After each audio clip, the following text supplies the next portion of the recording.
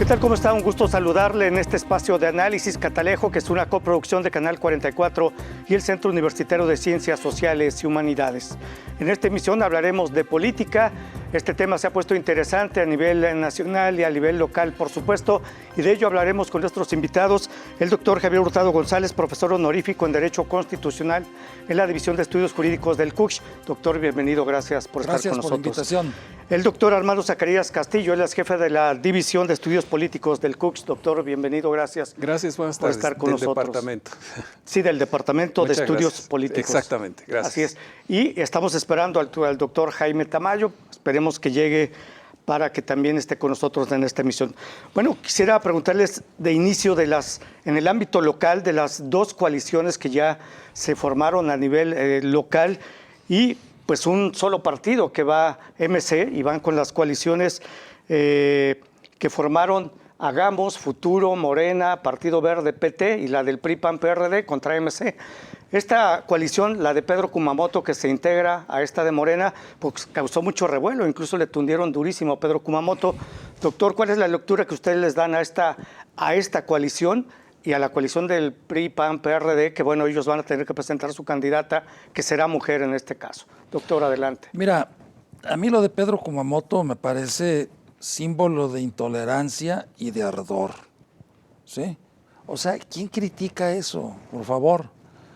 O sea, ¿está prohibido en política aliarse con quien tú crees que puede acompañarte en el logro de ciertos objetivos? O sea, ¿es ilegal eso o qué? O sea, ¿se trata de una iglesia, de una secta que estás traicionando los sacrosantos principios de un sumo sacerdote o de una Biblia escrita o no escrita? No, yo creo que eso la verdad, eso es vergonzoso, el linchamiento que emprendieron contra Pedro Kumamoto. O sea, ¿cuál es el delito que cometió? Es lo que yo pregunto. A ver, ¿por qué esos que tanto lo critican, por qué también no ponen el grito en el cielo de cuando el gobernador y su partido se han aliado con Morena en el Congreso del Estado para sacar todo, absolutamente todo, préstamos, y eso es más grave, ¿sí? Nombramientos de todo tipo y aprobaciones de leyes retardatarias como la de paridad de género? ¿Y por qué no pusieron el grito en el cielo ahí?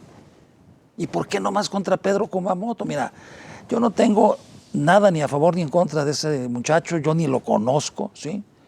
Pero a mí me parece que es muy grave esa situación. Entonces, más allá de eso, que yo creo que no merece mayor comentario, sinceramente, ¿sí? O sea, es engrandecer a esta gente que esos comentarios son de ardidos. Más bien me parece a mí revisar otras cosas, importante, ¿no? Sacaron cuentas y ven la posibilidad de perder, ¿no? Claro, exactamente, por eso son esos comentarios. Ajá. Pero a mí ahí más bien lo que me parece interesante es lo siguiente, o sea, está bien la coalición, ¿sí? El problema es cómo decidieron las posiciones. O sea, ¿cómo es posible que un partido que sacó el 32% o 30% y cacho de la votación le ceda el primer lugar de la coalición al partido que sacó el 3.4%? O sea, eso es irracional, absolutamente absurdo. Eso en ningún lugar del mundo existe. Para ponerlo sencillo, es como que si cuando existía el PRI en la época de López Portillo, de Miguel de la Madrid, y que tenía de palero el PARM y al PPS, le hubiera cedido la presidencia de la República al PARM y el PRI se va de matraquero del PARM. Es lo mismo. O sea, ¿cómo es posible que Morena haya cedido al Partido Verde la candidatura a la gubernatura? En el caso de Claudia Delgadillo. Así es, o sea, eso es, lo menos que yo puedo decir es que es extraño y que escapa de toda lógica de carácter político. Claro. Posiblemente tenga otra explicación de carácter económico, no lo sé, ¿sí? Muy bien. Gracias, doctor. Doctor Armando Zacarías, la lectura que le da a estas coaliciones. Bueno, sí, efectivamente, ahí hay un punto muy, muy interesante. Todavía hace 6 meses la perspectiva de cómo iría el proceso electoral en Jalisco no vislumbraba escenarios más o menos competitivos por parte de estructuras opositoras en el Estado, porque también hay que señalar, aquí la oposición no es Morena, perdón, la oposición es Morena en el caso de Jalisco. Entonces, Morena no ha tenido una estructura eficiente de concentración de actores políticos, de escenarios políticos, de instituciones políticas, lo que hace que esa estructura, para convertirse en un elemento competitivo en un estado como Jalisco, pues ha requerido la alianza de diferentes actores y entonces va estableciendo este esquema de coalición. Lo mismo que el Frente por Jalisco, que une a 3 partidos que en otras épocas hubiera sido imposible verlos cenando en la misma mesa, como es el PRI, el PAN y el PRD. Entonces, lo que estamos viendo es un pragmatismo importante dentro de la perspectiva política, pero interesante para el escenario electoral es que finalmente se va a convertir en una estructura moderadamente competitiva. No creo que sea ampliamente competitiva, pero por lo menos el esquema de competencia va a ser distinto y la conformación de todas las estructuras de representación que van a votarse en Jalisco en 2024, pues van a tener definitivamente un escenario muy distinto del que se vislumbraba hace 6 meses, con una estructura que se consideraba, como en el caso de México, el de Morena, una aplanadora, ¿no? Entonces, este esquema de participación, pues es un tema muy interesante, es un tema que viene a consolidarse hace no mucho tiempo para este proceso, y lo que estamos viendo son los ajustes que están desarrollándose dentro de esta estructura. Creo que un elemento que aceleró todos estos procesos fue el adelantamiento que generó en primer lugar la coalición Juntos Hacemos Historia para la selección de sus aspirantes, precandidatos virtuales, pero con nombramiento de coordinador de defensa de la 4T en el caso de Juntos Hacemos Historia. Y a la semana posterior de que comenzó ese proceso, que tomó por sorpresa a todas las estructuras y todo el mundo viendo si tenía legalidad o no este proceso, se lanza el Frente Amplio por México a establecer exactamente el mismo procesamiento. Esto es un adelantamiento como nunca se había visto, y este adelantamiento fue generando la necesidad y ciertas prisas en algunas estructuras partidistas por colocar las estructuras de representación. Entonces, en el caso de Jalisco, creo que esta conformación de estas estructuras pues va a plantear un escenario de competencia por lo menos entre 3 estructuras, Movimiento Ciudadano y las 2 coaliciones. Entonces, bajo esta perspectiva, pues ya comenzó la guerra de baja y de alta intensidad, como es, y ahí estoy de acuerdo con el doctor Javier Hurtado, pues las decisiones políticas que toma un político como Kumamoto, pues son decisiones políticas que las está tomando toda la estructura política. Las alianzas que en este momento se están dando, o como señaló el doctor Hurtado, las que se han dado de facto en el Congreso del Estado, pues tienen los mismos visos de críticas si estamos pensando en un purismo químico. Lo que está sucediendo en este momento pues es esa guerra que se está generando y que va a ser un escenario muy interesante, que es el de las plataformas digitales a través de todas las redes que se están desarrollando. No ha pasado ese nivel de crítica en los medios tradicionales, en las plataformas, y en la repercusión que tiene sobre el campo político. Entonces, lo que va a suceder es un escenario de mayor competencia, de mayor participación, y esto va a generar una diferenciación que van a tener que conocer los votantes en el momento de votar, porque esas coaliciones son muy extrañas para los votantes. Claro. Entonces esas boletas van a ser muy importantes en la definición y en el diseño para que el votante pueda elegir por quien realmente quiere generar su voto. Bueno, en esas coaliciones básicamente el pragmatismo político y el cálculo político fue lo que privó en esto. Vamos a hacer una pausa, permítanos, esto es Catalejo, ya regresamos.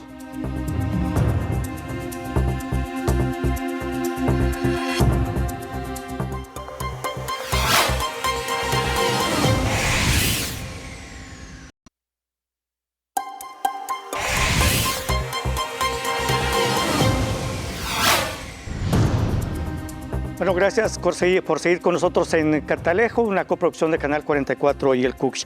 Yo quisiera preguntarles precisamente del tema de la paridad de género, estos tres términos que están manejando las candidaturas y que incluso el Tribunal Electoral del Poder Judicial de la Federación ya determinó que debe haber para las 9 gubernaturas del próximo año, las elecciones 5 serán para mujeres. En Jalisco, ¿cómo está este panorama? Tomando en cuenta el caso de género, la competitividad y hay otro... alternancia. La alternancia, efectivamente. Para Jalisco, ¿cómo se vislumbra esto, doctor? Porque hay análisis que señalan, doctor Javier Hurtado, que Pablo Lemos podría perder la candidatura. Sí, mira, yo creo que incluso la definición de las 9 candidaturas por parte del partido Morena, que fue lo que más atrajo la atención del fin de semana, por razones obvias, no fue aplicada correctamente la paridad de género. Uh-huh. Es decir, si nosotros nos vamos sobre el criterio de competitividad que tú hablaste, pues entonces eso diría que en Tabasco y en Chiapas debió haber sido postulada mujer, no hombre. Así de sencillo. De la misma manera como nosotros podemos sostener en el caso de Jalisco con MC, que si nos vamos al criterio de competitividad, pues es que debe de ser candidata de MC, no candidato, a no ser que se llame candidate, ¿no? Uh-huh. ¿No? Claro. Pero ponernos a tono, ¿no? Sí. Entonces, yo veo realmente que ahí va a haber cambios, puede haber modificaciones, y eso se va a dar a mediados de febrero, que es cuando tienen que registrar las candidaturas. Y ahí, a contrario de lo que puede suceder cuando una mujer se pueda sentir afectada porque la candidatura al interior de su partido se le dio a un hombre y no a una mujer, cuando ella considera que se debe dar a una mujer y tiene que ir a impugnar esa situación como actora, en esta otra situación no se necesita impugnación de nadie. O sea, el INE tiene que proceder a analizar todos los registros de candidaturas, pero ya en un plano de la dimensión nacional, va a poner sobre la mesa las 9 candidaturas que cada partido o coalición presentó y va a ver qué tanto cumplieron con el principio de paridad de género. Y entonces, si ve que hay algún partido que no lo hizo, pues entonces eso se presenta ante la Dirección Ejecutiva de Prerrogativas de los Partidos Políticos. Pasa ese dictamen de la Comisión de Partidos Políticos al Consejo General.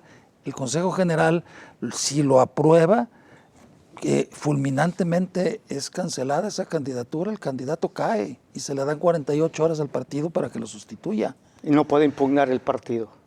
No, porque son plazos muy apretados, muy estrechos, porque se supone que hay un cumplimiento de una sentencia que ya dio el tribunal, claro. Que fue el caso Entonces, sí. El INE lo que está haciendo es cumplir con una sentencia y con la Constitución, o sea, pues, ¿qué impugnas, no? Todavía el acuerdo del INE sí estaba sujeto a impugnación porque se podría prestar a interpretaciones, pero al INE lo que va a estar haciendo es cumplir una orden del tribunal, ¿no? Claro. Entonces, ¿a dónde te haces? De tal suerte que yo creo que es importante tener presente, Toño, que la paridad de género no solamente debe ser explicada en términos cuantitativos, sino cualitativos. Entonces, eso significa que no se trata nada más de decir 5 y 4 o 4 y 5, ¿no? Sino que también cómo se aplica ese 5-4 o 4 y 5, y ahí es donde entra lo cualitativo, que esencialmente tiene que ver con el criterio de competitividad que dice las mujeres deben de ser postuladas en aquellos espacios donde los partidos políticos hayan obtenido los más altos porcentajes de votación para que la paridad sea efectiva y no sea una simulación. Y el segundo criterio, que es el de alternancia, dice que en aquellos espacios donde en una entidad federativa ya hubo un candidato gobernador y ocupó el cargo del género que fuera, si fue hombre, pues le toca a mujer, y si fue mujer, le toca a hombre. Y yo creo que ahí el asunto de la Ciudad de México se puede revertir porque no había necesidad de postular otra vez una mujer. Bueno, entonces yo creo que el asunto está pues en veremos, o sea, esto apenas empezó y no ha terminado, entonces quienes ya se dan por seguros, pues yo creo que están cometiendo un grave error. Por supuesto. Doctor Armando Zacarías. Sí, efectivamente, hay que tomar en cuenta que se trata de una medida que se establece por primera vez de estas características en este proceso. Desde aquel 2012, 2013, con el famoso caso de las diputadas que dejaron el cargo, en las listas plurinominales dejaron el cargo, pidieron licencia y entró un hombre. A partir de ese momento entra la reglamentación para determinar que en el caso en el que tenga que determinarse que sea una mujer, va a ser una mujer. No hay cambio de este esquema. Entonces, bajo este principio, lo que está diciendo el doctor Javier Hurtado es extraordinariamente importante en el sentido de que ya no cabe la posibilidad de que si una mujer dice, bueno, sí, yo entro a la competencia y en el momento en el que gano la competencia yo me solicito licencia, no. Ya hay un principio constitucional al respecto, ¿no? Ya está normado constitucionalmente. Entonces, la novedad ahora es este mecanismo de correlación de fuerza que, como dijo el doctor Hurtado, no se trata solamente de cantidad, sino de cualidad, ¿no? Morena adelantó mucho todo este proceso y definitivamente fue marcando el mecanismo que pensó que era el idóneo. Dice el doctor Javier Hurtado, esto sería impugnable en un momento dado, en el caso de Morena, cosa que pues veremos si García Harfuch tiene el impulso y el mecanismo como para hacer una negociación de ese tamaño, ¿no? No creo que vaya a suceder, se van a mantener las cosas así y entonces es un mecanismo que va a generar una regulación para todos los demás. Y en ese todos los demás habría que ver qué es lo que realmente va a pasar en Jalisco. ¿Por qué? Porque pues no hay un antecedente de candidata mujer para esta posición que se está planteando en este momento. Entonces, pues ya veremos qué es lo que sucede. Y la jurisprudencia y el análisis de la Constitución va marcando más o menos va marcando muy puntualmente la ruta que debe seguir el esquema de decisión de los partidos. De manera que no va a haber, sí va a haber en algún momento dado alguna sorpresa, pero el fenómeno que se ha señalado en muchos momentos es que va a ser uno de los procesos electorales más judicializados.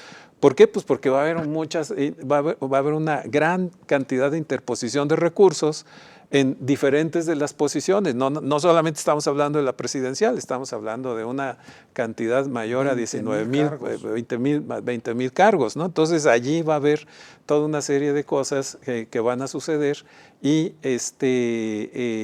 bien haría toda la estructura de Jalisco en analizar puntualmente cuál es el mecanismo regulatorio para la designación de candidatos para no quedar en sorpresas.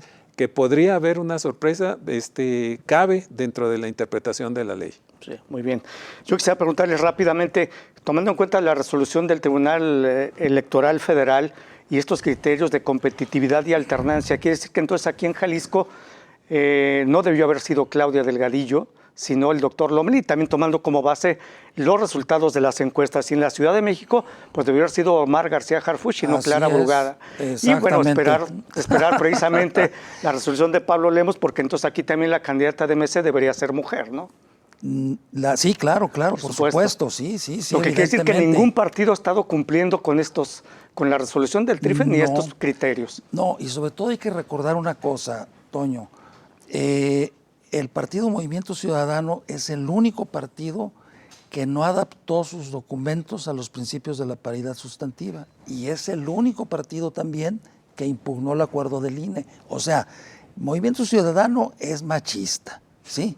O sea, no le importa ni tiene ningún interés en hacer efectiva la paridad de género. Y lo está demostrando, de que su candidato pues anda en campaña impunemente cuando debería de ser una mujer la que estuviera en esa posición. Muy bien. Gracias, doctor. Vamos a hacer una nueva pausa. Regresamos. Esto es Catalejo.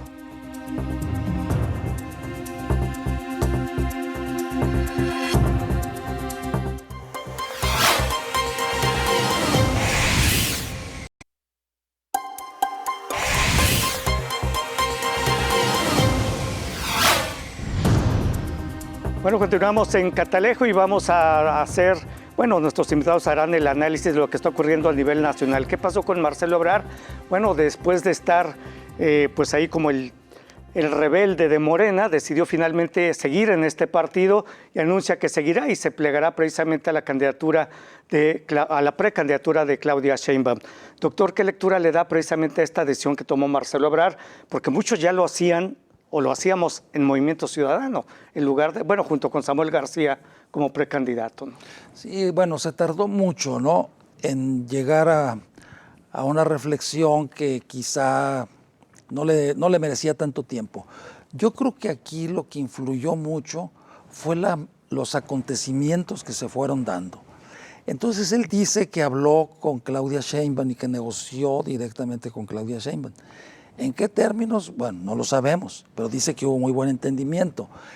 Pero se puede suponer que si es cierta esta teoría de que el presidente de la República es el jefe de los duros y que va a querer seguir mandando y que la quiere agarrar así como pues de guiñapo, entonces pues yo creo que en ese sentido Marcelo Ebrard es de una gran importancia para Claudia Sheinbaum para poder enfrentar no al presidente, sino a los radicales, por ejemplo, que eran los que estaban apoyando a Clara Brugada. Yo creo que la doctora Sheinbaum le ha de haber dicho, oye, pues yo te necesito para que me ayudes a moderar y a controlar a estas gentes.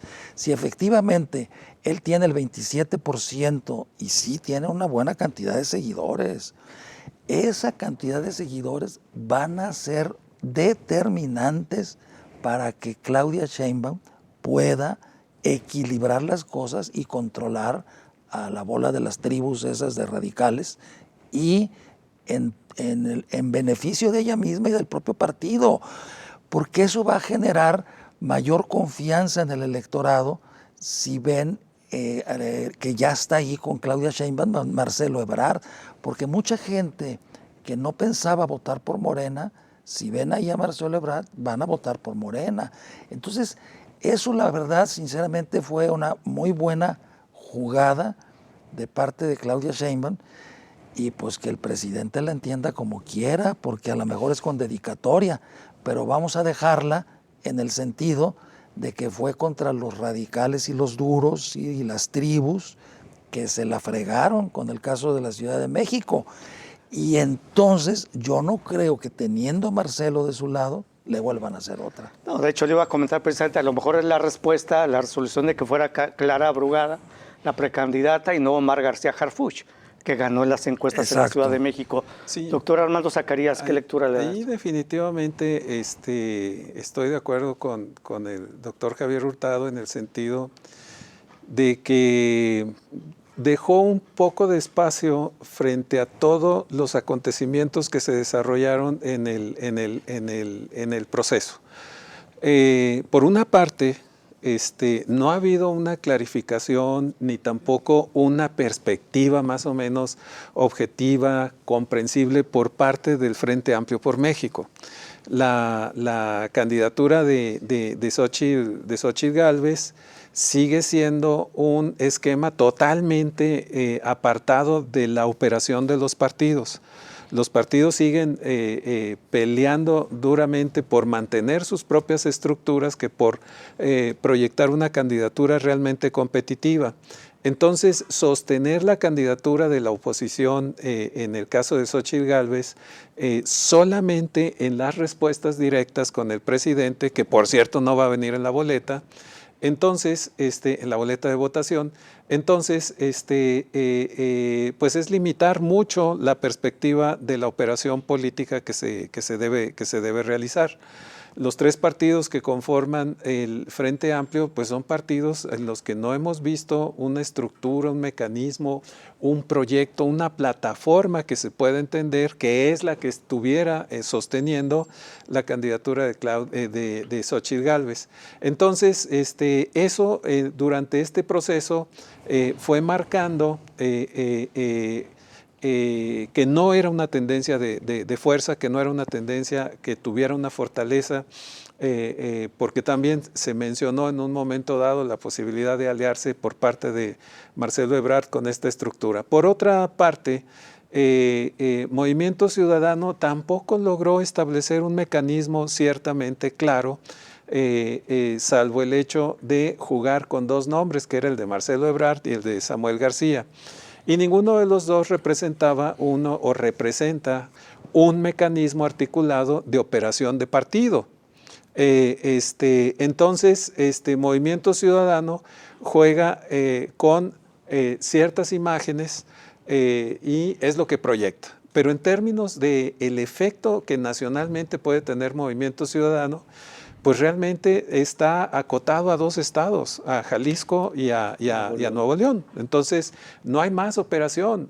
¿Qué hubiera jugado Marcelo Ebrard en Movimiento Ciudadano?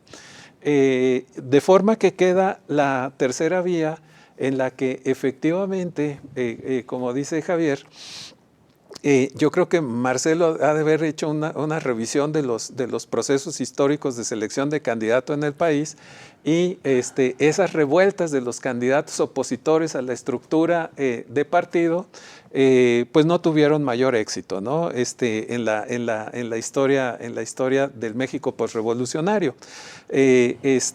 Ahora, entonces yo creo que jugando con toda la estructura de lo que él vio, él mencionó muy claramente en esa negociación que mencionó Javier con Claudia Sheinbaum, dijo, yo represento la segunda fuerza de mayor poder, de mayor presencia en el partido Morena.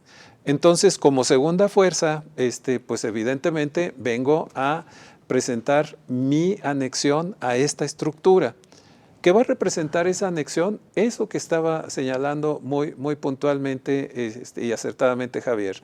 El fortalecimiento de la candidata, porque bajo esta perspectiva, que haya perdido Harfuch, pues es una lectura para los radicales y para ciertos sectores de acción dentro de Morena, pues era el debilitamiento de la candidata. La candidata en este momento comienza a establecer un mecanismo de cierta fortaleza. Ahora, no tiene por qué enfrentarse al presidente. También eso sí, lo vemos en la historia de los candidatos, nadie vio que López Portillo tuviera alguna desavenencia con Echeverría o a su vez Miguel de la Madrid con López Portillo, pero lo primero que sucedió, como también con Zedillo y Salinas, lo primero que sucedió en cuanto asumen la presidencia es: esta es mi plataforma y este es mi mecanismo. Una cosa es ser candidato y otra cosa es ser presidente de la República. Claro. Entonces, yo creo que hay mucho que tiene que ver en este caso de este fortalecimiento. Aquí va a ser muy importante que la oposición realmente revise lo que está haciendo la oposición, porque les lleva una enorme delantera Morena, y con estos esquemas lo que estamos viendo es que Marcelo Ebrard supo jugar con sus elementos de fortaleza y los integra en este proyecto. Y no hay que olvidar que Marcelo Ebrard dijo: y no me descarten como candidato presidencial en 2030. No, de hecho, dice que va a seguir buscando la presidencia. Sí, no. Así es. Ahora, fíjate. Bueno, yo antes, doctor, Sí. ¿no le daría frío a Marcelo Ebrard por la posibilidad de ganar Sheinbaum y de no haberse alineado? Que le fincaran cargos por la línea 12. Puede ser. Claro, por supuesto, y lo mismo pudiera haber sido al revés, ¿no? Sí, claro. Si Marcelo hubiera sido el candidato, le finca cargos a Claudia, Ajá. porque la del mantenimiento era Era Claudia. Entonces, bueno, eso yo creo que no simple fue del especulación, todo, ¿no? sí, no fue del todo determinante, que sí pudo haber pesado, pero no fue determinante. A mí me parece que Marcelo sí jugó bien.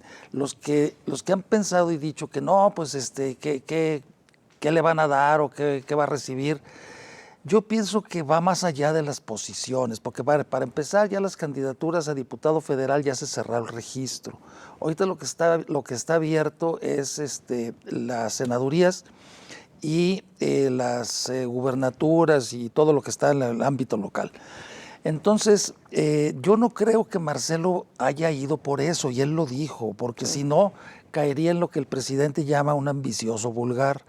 Entonces no creo que sea tan tonto como para ir a negociar de pichicato, dame tantas diputaciones, dame esta. No, él dijo, aquí, lo que yo escuché que en la entrevista que le hizo, no me acuerdo si López Dóriga, él lo que dijo que a Claudia le dijo, no, es que yo no vengo, el que qué lugar o qué posición voy a ocupar, no es el punto de partida, dijo, es el punto de llegada. Y antes de eso está el proyecto. Vamos viendo qué es lo que queremos construir, qué es lo que vamos a hacer, cómo pueden encajar mis ideas en las tuyas. Y luego ya después veremos qué rol voy a jugar. A mí me parece correcto. Y a ese respecto, ya brevemente, para concluir, te diría lo siguiente. A raíz de eso que dijo, a mí me parece que él no está negociando, no negoció, no va a negociar tarugadas, no va a negociar regidurías y diputaciones locales, no va a negociar eso. Él va a negociar cambios de fondo en el sistema político, y creo yo que también eso explica por qué Arturo Saldívar renuncia a la Suprema Corte.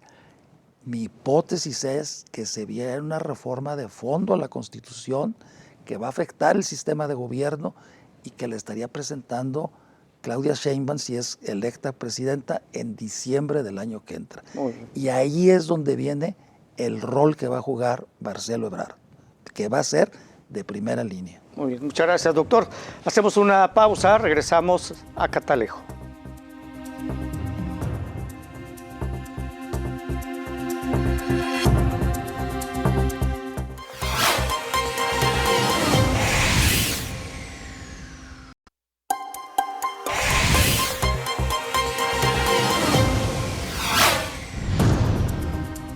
Continuamos en Catalejo, gracias por seguir con nosotros. Se incorpora a este programa el doctor Jaime Tamayo, jefe del Departamento de Estudios sobre Movimientos Sociales del CUSH, el DESMOS. Doctor, bienvenido, gracias. Muchas gracias, Toño. Un gusto estar aquí Tráfico contigo terrible, y un ¿no? problema con el tráfico. Doctor, para que se empareje con el diálogo, su opinión sobre las coaliciones que se han formado a nivel local, esta de Hagamos, Morena, Futuro, Verde y el PT, y bueno, Sí. también la resolución de Marcelo Ebrard, que ya decidió seguir en Morena y alinearse a Claudia Sheinbaum.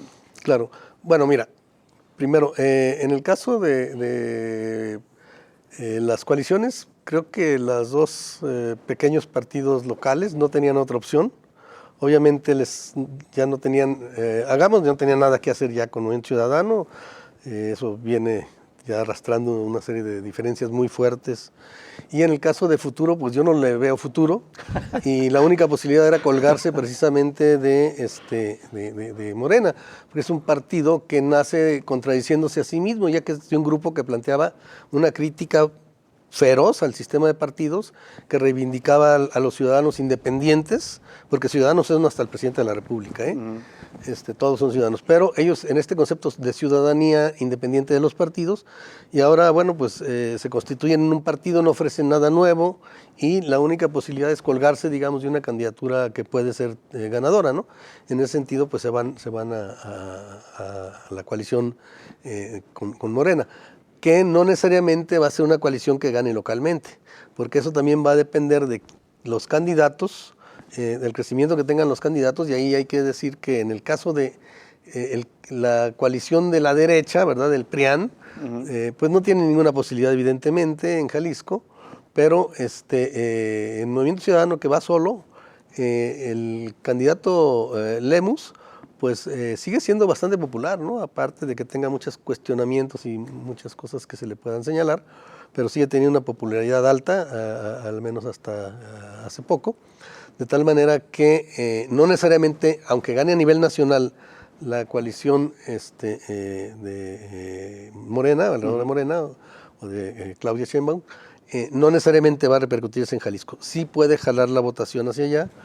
La candidata pues es una candidata poco conocida, poco relevante, francamente, que viene de una tradición priista, viene con Aristóteles, rompe con él, pero sin que se le conozca ningún planteamiento de izquierda, ni mucho menos. Entonces, dentro del grupo de Morena, pues no representa políticamente una fuerza ideológica o de izquierda. Y no sé yo hasta dónde ella pudiera efectivamente levantar la votación frente a Lemus, se ¿no? refiere a Claudia Delgadillo. Claudia Delgadillo, exacto. ¿Usted cree que hubiera sido mejor precandidato el doctor Lomelí? Es que los dos están para llorar, francamente. Pero creo que Lomelí es más conocido. ¿Sí? Ninguno de los dos me parece un buen candidato hasta estos momentos. Habrá que darle la posibilidad de que demuestre en esta campaña que tiene un proyecto propio, etcétera, esta señora. O señorita, no sé, no la conozco, pero lo que sí es que hasta estos momentos no representa nada más que el hecho de ir por la coalición que encabeza Morena, sí, que es el voto más importante de la coalición. En el caso de Pablo Lemus, mencionaba el doctor Hurtado y el doctor Armando Zacarías que podría perder la candidatura con base en la resolución del Tribunal Electoral y los criterios de competitividad y alternancia. Bueno, ya hay que esperar a que... En febrero sería exacto, eso, ¿no? Hasta que se resuelva en ese sentido. Yo creo que pues, si no va él, yo veo difícil que tengan un candidato atractivo y además el tumbarlo... Que pueda ser candidata. Debería ser. Sí, candidata. Debería en esa ser lógica, candidata. En esa lógica, de los 5. Pero pues hay que ver si lo resuelven. Hay muchas formas de resolverlo. Pueden crear candidaturas en estados donde ellos no tengan ninguna fuerza y registrar alguna candidata. Pues es que MC no tiene fuerza en ningún lado, nada más yo no sé, en Jalisco y en Nuevo León. ¿No? Por eso, pero hay otros 7 estados y podrían los otros 7 cubrirlos con mujeres, por decir algo, porque saben que no... No, pero eso no se puede. ¿Se cumple? No es que no nomás es el número. Es que deben ir en los espacios más competitivos, donde haya tenido más alta votación el partido. No, pero eso no está establecido, lo de la alta competitividad. Sí, está en el acuerdo del INE y en la línea jurisprudencial del tribunal. Ok, bueno, entonces ahí sí yo... Doctor, y sobre Marcelo Ebrard, la decisión que tomó. Yo creo que era de esperarse, ¿no? Irse a una candidatura que no le daba ninguna posibilidad de ganar, que iba a quedar como un esquirol. Por lo demás, las encuestas más serias, por lo menos, lo ponían prácticamente al nivel de Samuel García, lo cual no era ni siquiera significativo entonces para el partido que lo adoptaba, en este caso el Movimiento Ciudadano. Y lo otro es que, decía, iba a quedar como esquirol cuando en realidad ni siquiera la votación de Morena se iba a vaciar hacia él, sino que parece ser que se vacía de un lado y de otro y se mantiene un equilibrio al final entre las diferencias que son muy notorias todavía entre Claudia Sheinbaum y Xochitl Gálvez, de manera que pues no aporta a nadie, ni siquiera digan, bueno, es que le tumba votos a Morena y favorece a la derecha, o le tumba votos a la derecha y favorece, y ahí pactar algo con el otro. Pues no significaba nada, no había nada que ofrecer o que vender. Él tiene una pues ambición muy clara de llegar a la presidencia, lo anunció a la hora que confirma que sigue en Morena, pues que él buscará ser candidato, lo cual quiere decir que seguramente en las negociaciones va a buscar un espacio que no es simplemente ser senador, sino algo que le permita tener visibilidad, no sé si Secretaría de Gobernación o en qué esté pensando, para poder buscar la presidencia, porque él ya lo anunció, entonces debe buscar seguramente formar parte del gabinete, o por lo menos en algún momento pasar al gabinete, aunque por ahora pudiera irse al Senado y luego brincar de regreso al gabinete, ¿no? Yo creo que eso está muy claro. Y por supuesto agarrar posiciones, porque con eso de que se maneja como la segunda fuerza y pide tomar en ese sentido, de que se le tome en cuenta o tenga fuerza en las decisiones de quiénes van a ir en las diferentes candidaturas de diputados, senadores, etcétera, pues obviamente le va a permitir meter a gente cercanas a él en posiciones del legislativo especialmente, ¿no? Porque bueno, las gubernaturas ya están definidas, los municipios prácticamente están ya muy apuntados, a lo mejor por ahí logra colar alguno que otro o alguna que otra de sus gentes, pero no le veo yo más interés que un interés político personal, ¿no? Muy bien. Muchas gracias, doctor. Permítanos, vamos a hacer una pausa. Regresamos ya a la parte final de Catalejo. Ya volvemos.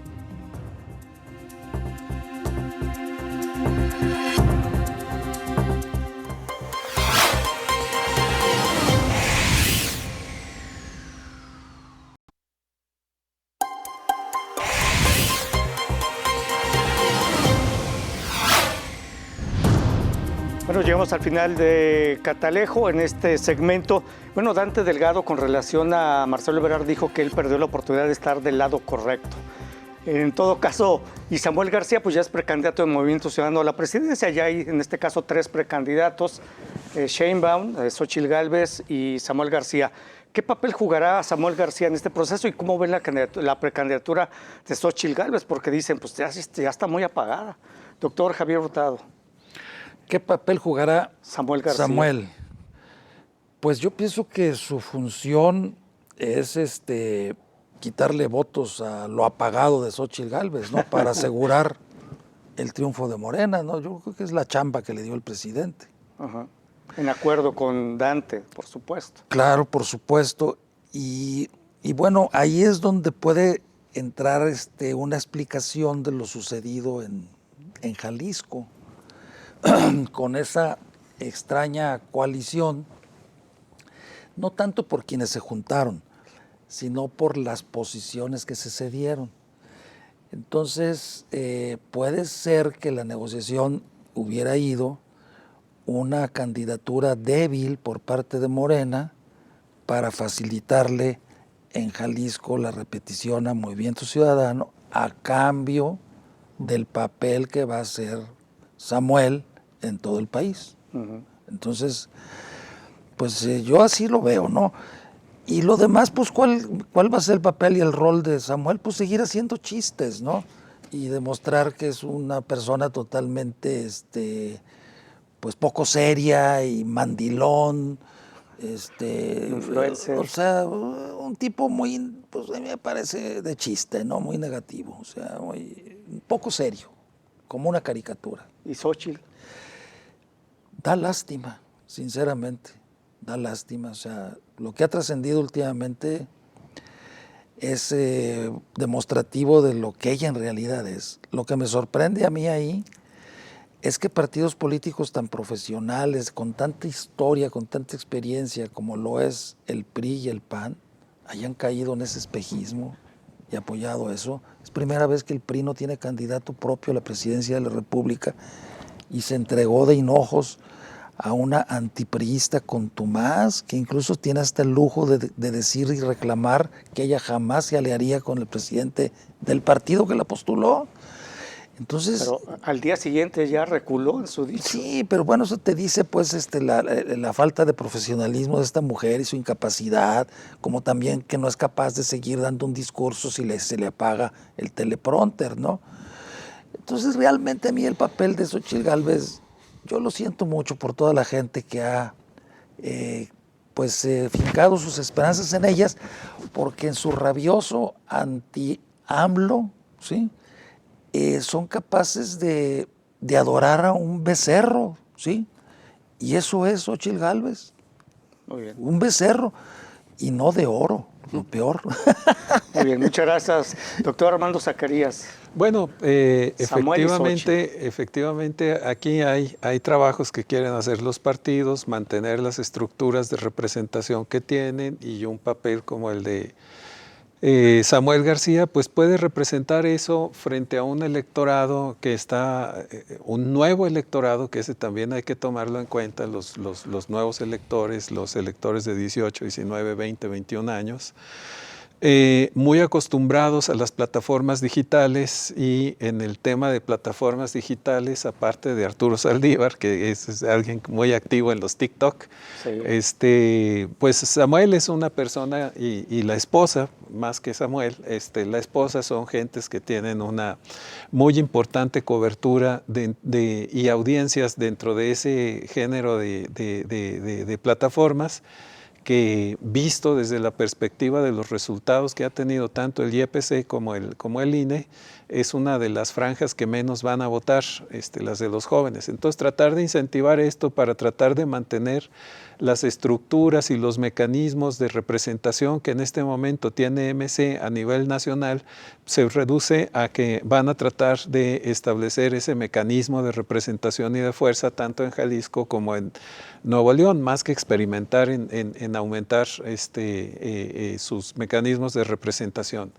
El caso de Xóchitl Gálvez, reitero lo que había comentado, ella resultó en una acción en la que tuvo una confrontación con el presidente, mantuvo la confrontación con el presidente, pero no la he visto en una confrontación con la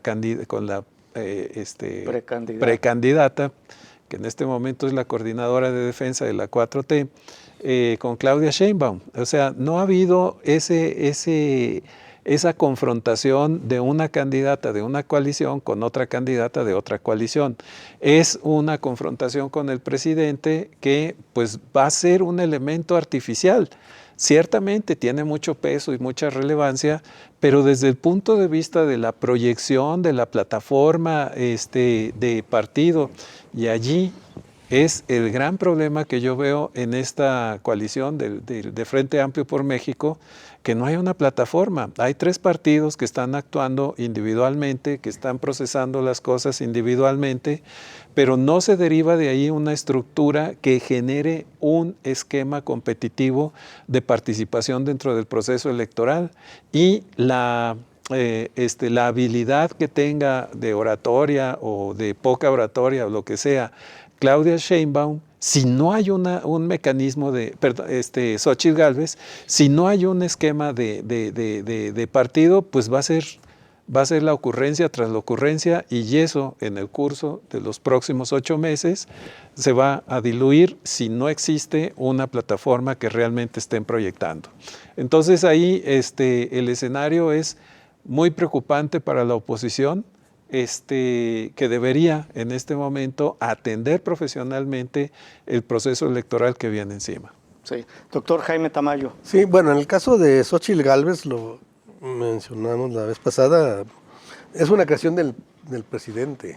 O sea, él ha manejado como ha querido prácticamente la opinión pública en este país, ha sido muy hábil en eso, y él prácticamente les puso esa candidata para luego pasar a lo que está pasando, ¿no? Es decir, es una candidata que no tiene ninguna propuesta política seria, que no representa ni siquiera al PRIAN, ni a la derecha, y mucho menos a la derecha panista, cuando es ella defensora del aborto, en fin, lo dijimos ya en otra ocasión. Entonces, eso hace que se le desmorone por el lado de la derecha, y también, por supuesto, que no jale el voto, digamos, pro Morena o pro Cuarta T, aun cuando ella diga que va a mantener las políticas sociales, etcétera, y entra en contradicción con su padrino político, Fox, ¿no? Por ejemplo. Pero entonces, en realidad, como se ha dicho, pues es un agente de ocurrencia sin un proyecto, sin un planteamiento, sin una propuesta que sea global, que sea representativa de una fuerza política que de por sí es muy conflictiva. Esta suma de PRI-PAN, por ejemplo, más allá del PRD, que ni vale la pena hablar de él porque es algo que ya no existe.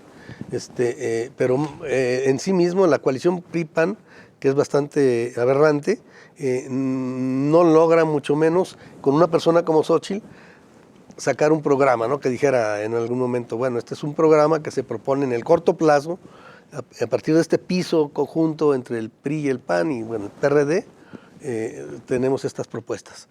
No se le ve. Y por otro lado, ha sido muy claro cómo ya se ha desplomado, ¿no? Es decir, López Obrador dejó de mencionarla el presidente. López Obrador la subió cuando quiso subirla y haciendo valer los señalamientos del tribunal, pues simplemente dejó de hablar de ella, se desplomó y está desplomada. Yo no veo ni en un debate con Claudia Sheinbaum que pudiera reposicionarse, porque las ocurrencias efectivamente pueden ser chistosas, puede ponerse el disfraz de lo que se le dé la gana y hacer las payasadas que quiera, pero eso ya no le va a dar votos definitivamente, ¿no? Ya en esta última etapa. Y en el caso de Samuel García, me parece que efectivamente él va muy orientado a un sector joven. Su esposa es una influencer que efectivamente trabaja mucho en esa área, que lamentablemente a mí se me hace lamentable, ¿no? Como los jóvenes, pero no solo los jóvenes, es decir, ganó en Nuevo León y ganó de esa manera, haciendo realmente verdaderas, uno pensaría que burradas, ¿no? Como eso de ofender a su mujer en público, cosa que por supuesto estaba arreglada, o lo del niño que se llevaron un fin de semana y luego lo regresan, y gana la gubernatura. Entonces, y efectivamente impacta en jóvenes. Esto nos muestra también una juventud muy despolitizada, con unos valores muy cuestionables, si es que se le pueden llamar valores cívico-políticos, pero es a los que va orientado él. Entonces, sí va a rescatar una votación de posibles abstencionistas. Por otro lado, puede recoger una votación de los desencantados, digamos, del frente de Xóchitl, que no quieran votar por ella, pero tampoco por Claudia. ¿Y qué es lo que les va a repercutir? Bueno, pues que van a conservar el partido, que en ciertas condiciones pueden conservar Jalisco, se quedarían con una gobernatura a medio camino y con otra